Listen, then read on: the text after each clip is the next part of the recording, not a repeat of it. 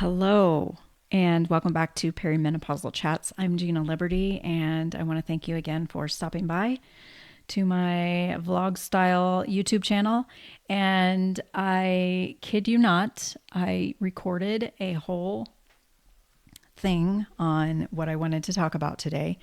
And when I went to stop recording, I realized that I wasn't recording after all. So this one will probably be short and sweet because I already talked about it once and I want to make sure that I am not wasting your time and I am just going over the things that might be helpful to you or whatever the case. So here we go. Take two. Today I wanted to talk about permission to do nothing. Lately, over the last 4 years, 4 months. 4 months. my subconscious may be thinking 4 years. I am trying to say the last 4 months have been very hectic. If you've listened to any of my videos, watched any of my other videos, you know that it has been a stressful time. We're in a different state. We're in a different home. We're just lots of things changing right now.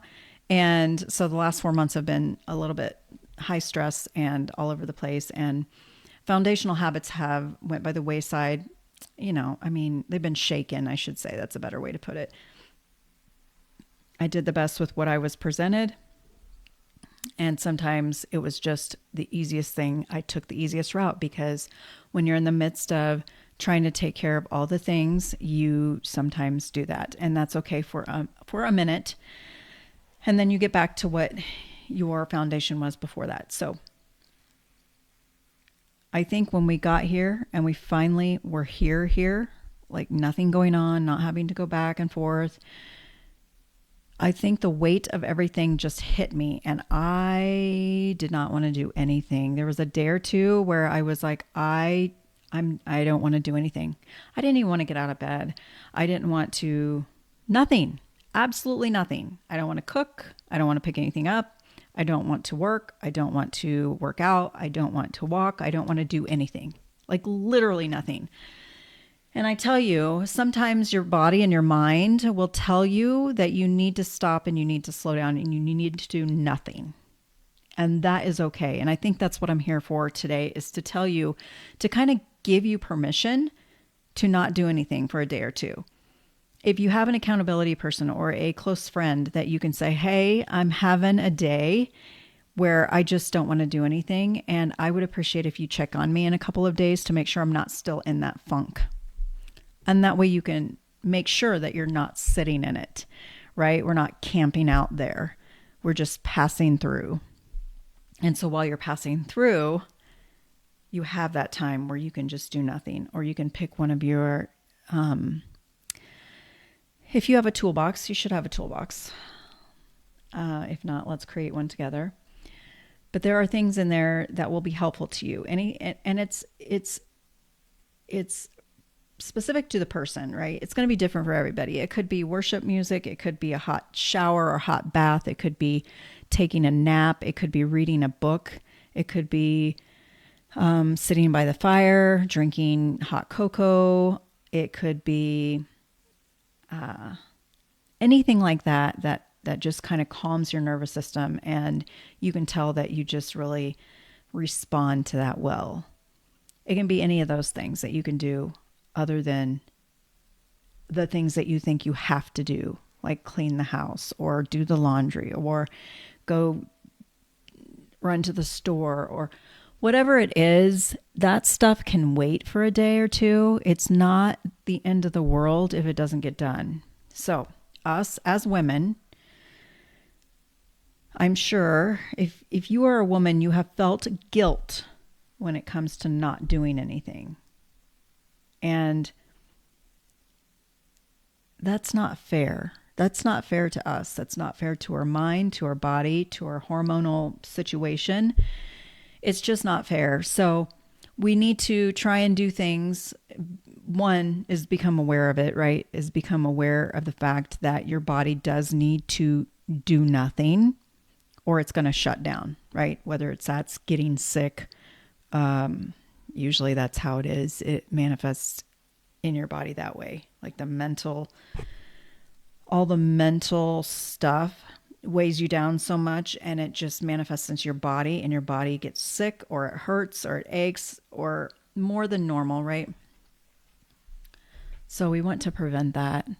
And when you can tell that your body and mind are telling you you need to slow down, then just do it. Do it. Make it be an experiment.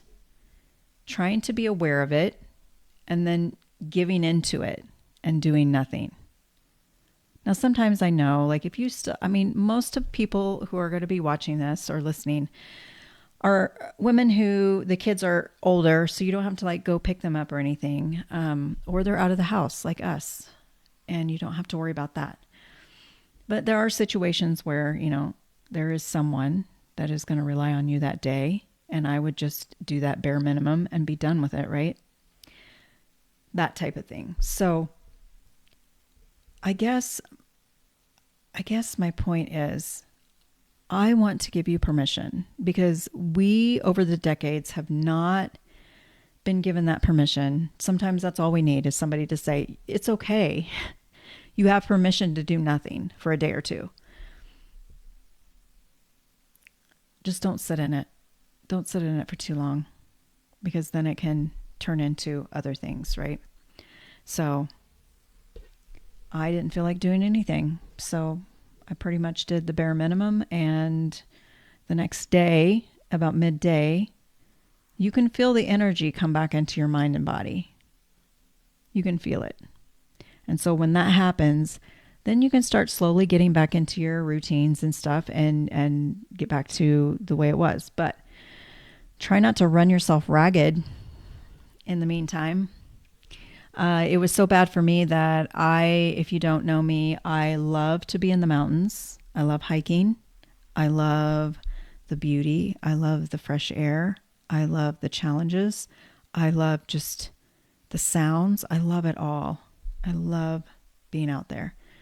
But those 2 days, I didn't want to go outside even, which is not great. So that's a big sign right there. If there's something that you like to do and you don't even want to do it, then that's a sign that you just need to shut her down for a little bit. Rejuvenate your body and mind. And sometimes that's absolutely nothing, doing nothing. So laying around all day if you need to.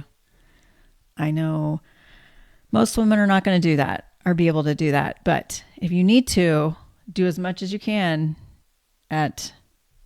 meaning lay around all day, not do as much as you can.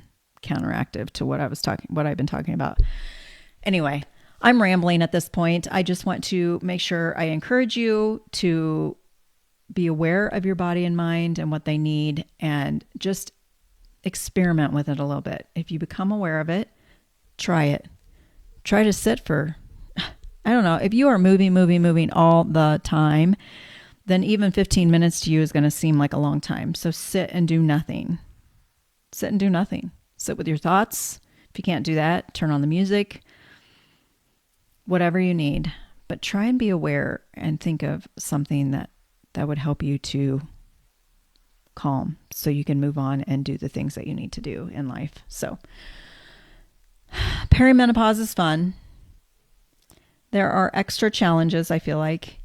And I feel like that means we need extra grace as well for ourselves.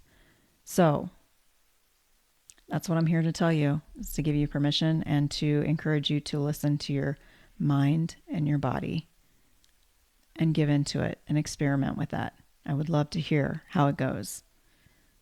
And if you are someone, I would love to have a conversation about this.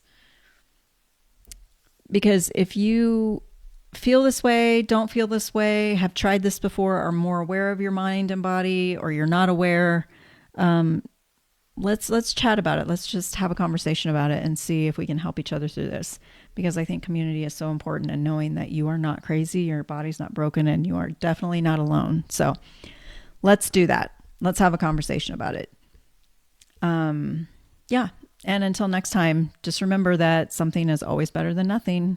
We'll chat soon.